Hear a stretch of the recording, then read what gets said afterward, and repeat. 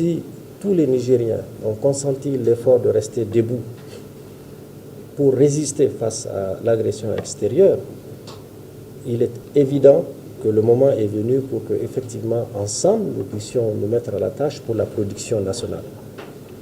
Et en cela, nous comptons très rapidement, il faut le dire, vous le savez, il y a eu une opération sur le revenu qui est dû aux retraités. Ça a fait beaucoup de bruit. Je crois que vous-même vous avez relayé.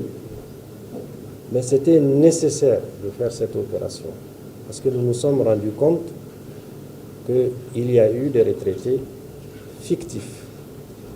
Je dis bien fictifs, qui percevaient de l'argent public indûment. Il y a un travail qui est en cours pour fignoler les chiffres. Ces chiffres vous surprendront. Il y en a beaucoup.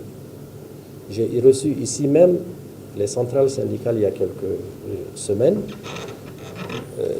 J'ai convenu avec ces travailleurs que nous puissions nous asseoir et pour démarrer très rapidement l'audit du fichier de la fonction publique. Il faut commencer par là.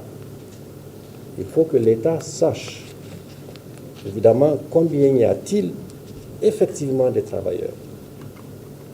Ce travail va bientôt commencer. Nous allons ensemble organiser cette opération pour pouvoir déterminer le chiffre exact des travailleurs. Nous sommes, le chiffre récent, 182 887 agents de l'État, tout confondu. Et cet audit du fichier permettra de savoir exactement combien y a-t-il. Évidemment, d'un point de vue éthique, et nous en appelons à l'intelligence des travailleurs, est-ce qu'il est normal, sans produire, de percevoir le moindre franc public? L'argent public étant sacré.